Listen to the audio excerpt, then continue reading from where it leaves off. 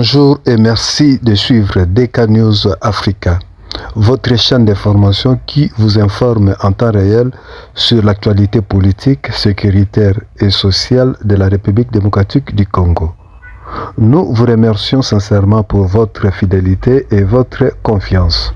Ce dimanche 2 novembre, dès les premières heures de la matinée, le territoire de Rutshuru, dans la province du Nord Kivu, s'est réveillé sous le fracas assourdissant des armes lourdes et légères. Des détournements entendus dès 5 heures du matin à Mirangi, un village du groupement Mutanda, ont plongé la population dans une panique totale.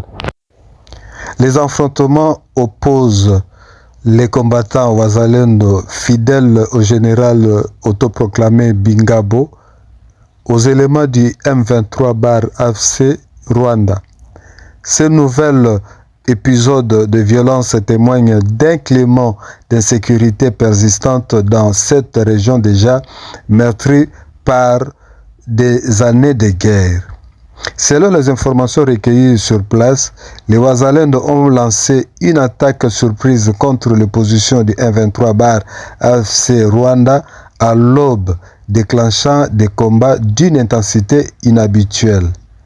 Les explosions et rafales des armes automatiques ont résonné jusque dans les localités voisines, notamment Kikunku.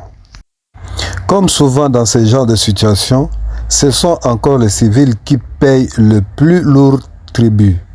Des milliers d'habitants ont pris la fuite, abandonnant maisons, champs et biens pour chercher refuge dans des zones jugées plus sûres.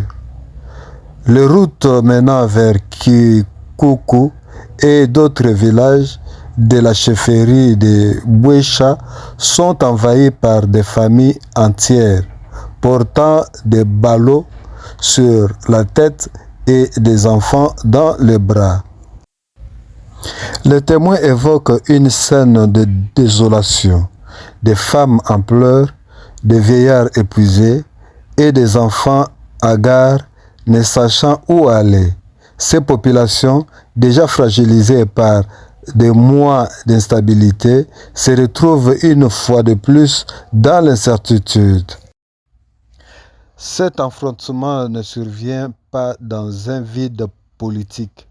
Il s'inscrit dans un contexte plus large de recomposition des forces locales au Nord Kivu, où plusieurs groupes armés se réclament de la défense du territoire national, affrontant le M23, accusé d'être soutenu par le Rwanda. Les Wazalendo, terme signifiant littéralement patriotes, sont des combattants congolais issus de divers groupes d'autodéfense qui disent vouloir défendre la souveraineté nationale face à ce qu'ils perçoivent comme une agression étrangère. Le général autoproclamé Bingabo, l'un de leurs leaders, s'est imposé comme une figure emblématique de cette résistance populaire, même si ses méthodes demeurent controversées. De l'autre côté, le M23-AFC Rwanda, mieux équipé et structuré, occupe plusieurs localités stratégiques dans le Rutshuru et Masisi. Le mouvement, malgré les appels internationaux à la cessation des hostilités, poursuit ses offensives, alimentant un cycle sans fin de violence et représailles. Au-delà des bilans militaires, ce sont des conséquences humaines qui s'interpellent.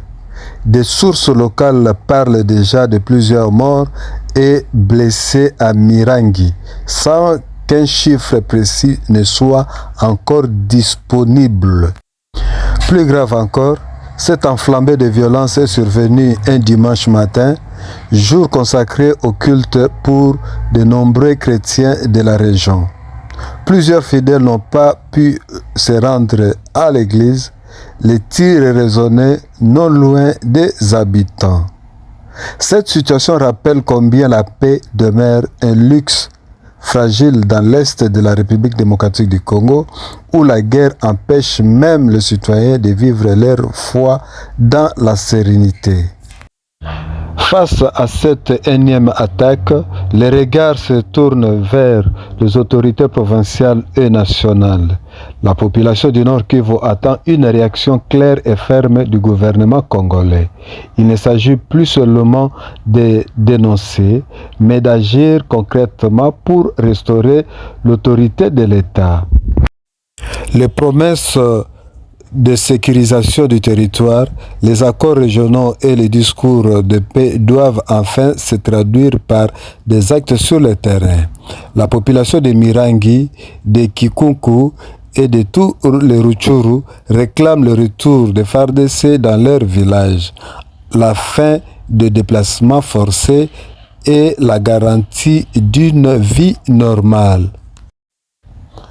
Malgré les épreuves, le peuple congolais demeure résilient. À Mirangi, comme dans tant d'autres villages, la foi et l'espérance continuent de soutenir les familles en fuite.